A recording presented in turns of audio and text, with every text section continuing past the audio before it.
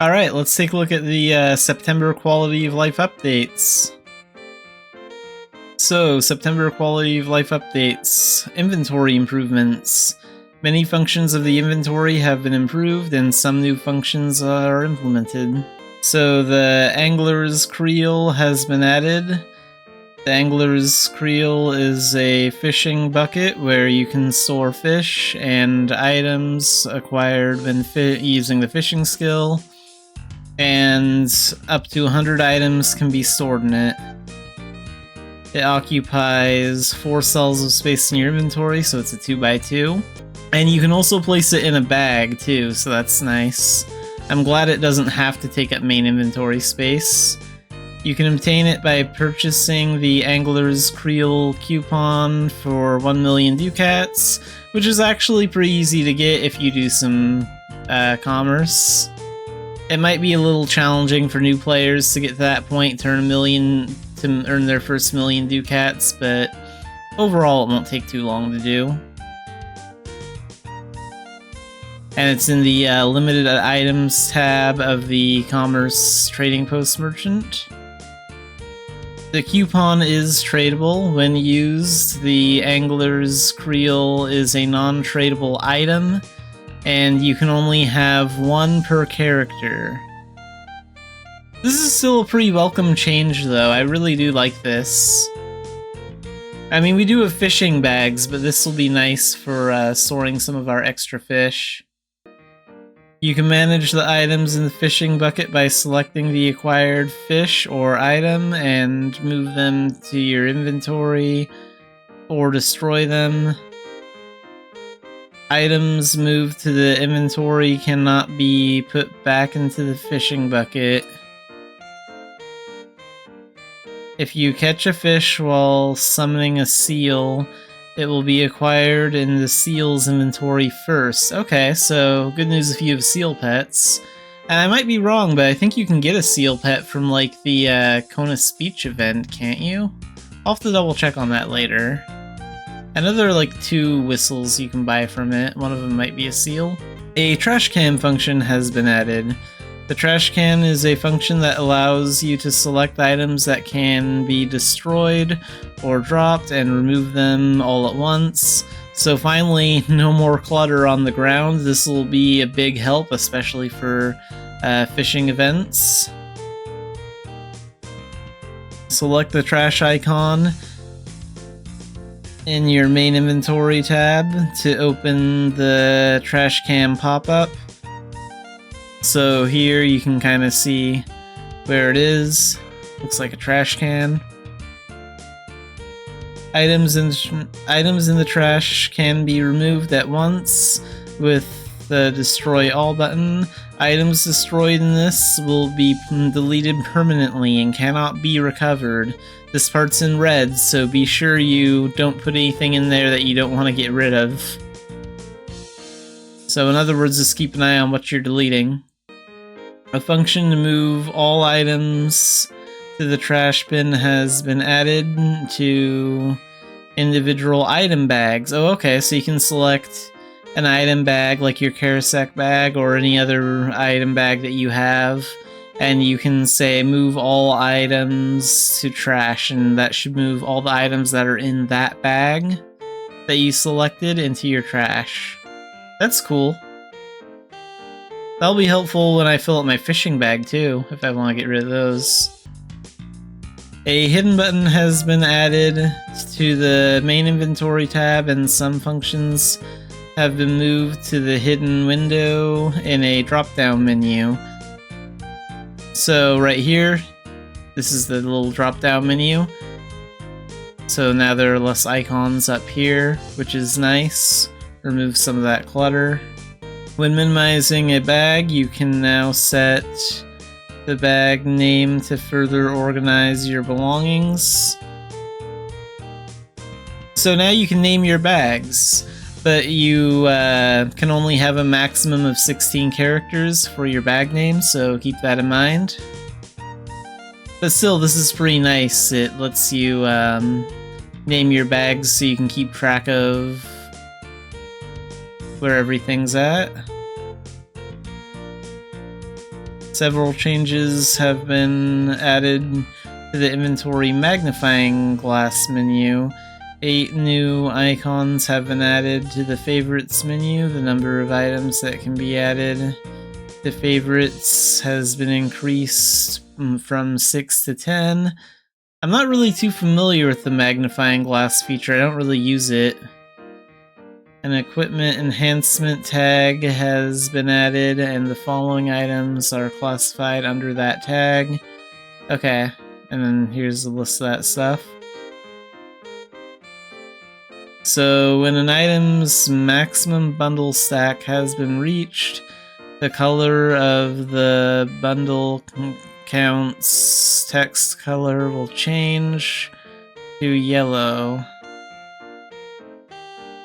The position of the new display for newly acquired items has been corrected by 1 pixel. Okay, guess a little bug fix on that.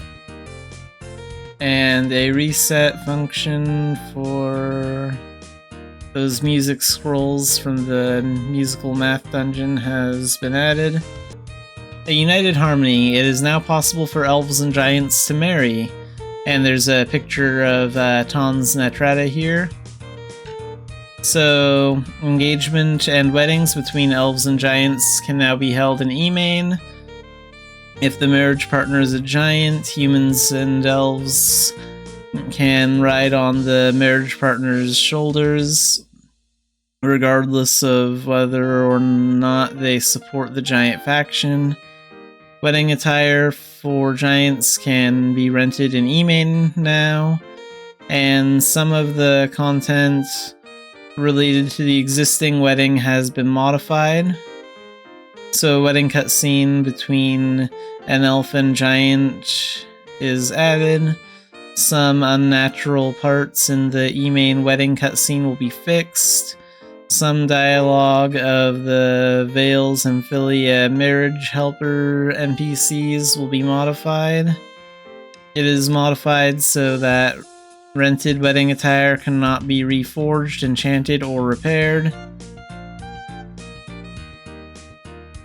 So yeah, everyone's been waiting for elf and giant marriage for a very long time, and I'm glad it's finally here. I was kind of hoping they would actually redo the entire wedding system completely. I think the church restrictions are kind of stupid. Like, if 2 elves want to get married in Vales or Emain or Philia, they should be able to. And the same goes for 2 giants or 2 humans or an elf and a giant. Like, I don't see why we're limited to where we can actually, marry another character, because we are kind of limited depending on what race you play. So I was kind of hoping that barrier would have been removed, because personally I like the church at Philia a lot more than the one in Emain. So Dan advancement test changes. Several changes and balance adjustments to Dan advancement tests have been implemented. All advancement tests have been changed to satisfy all objectives except for participate in the advancement ceremony objective. For example, if you reach the score to satisfy the SS rank objective, it will also count for the S rank objective at the same time. Okay. When you enter a promotion test, you will now be able to select your target rank of A, S, or SS rank. If you do not reach the target rank within the time limit, the test will be failed. When the target score is reached, the mission is completed immediately. All advancement ticket item descriptions have been modified to match the changed specifications. The additional information when asking about the advancement tests from the advancement guide in the advancement hall has been updated to reflect the current specifications. So I'm not going to read all of this because there's a lot of it, but we'll just kind of scroll through it. and take a look at all of it.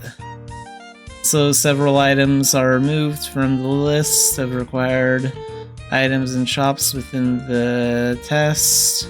This one's for tailoring. The amount of points received for completing a tailoring Dan test has been increased. Previously, the quality would be multiplied by 40, but now it will be multiplied by 60, alright? And then there's stuff for blacksmithing. Looks like it's pretty much the same thing. Potion making, hill and engineering, magic craft. Looks like this is mostly affecting life skills for Dan tests.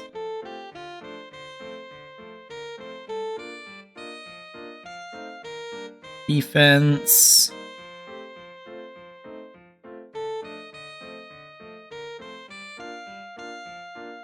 Counterattack, we took that Dan one today.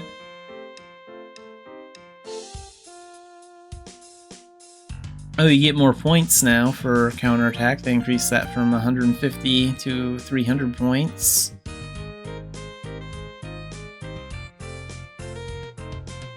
And charge, assault slash, lance charge, windmill, combat mastery, ranged attack combat mastery,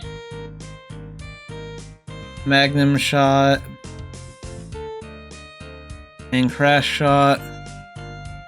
I didn't really find the archery skills very hard to Dan rank. I think the most difficult archery skill to Dan rank was crash shot. Like, I already have all those at rank 3, and crash shot was the only one that was the most difficult. Magnum shot and ranged attack were easy to Dan to take Dan 3.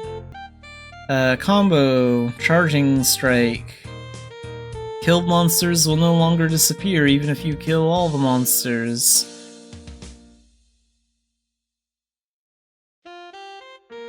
Killed monsters will no longer disappear when you kill all the monsters for spinning uppercut. I hope that applies to Pummel as well, because when I was doing the Pummel Dan test, if you end up like defeating the last enemy with like the first kick of Pummel, then when the enemy vanishes, it like kind of it makes your character just like freeze for a bit until you're either hit or the Pummel skill time finishes. It's really annoying. Okay, Shuriken charge changes, Kunai storm changes, spinning slasher, Deathmark. Common changes to magic tests. Ice Bolt, Lightning Bolt, and Firebolt changes. And they have common changes to intermediate and advanced magic. Yeah, they've changed a lot of stuff for Fireball, Ice Spear, Lightning Rod, Healing, Alchemy. This is a long list of stuff.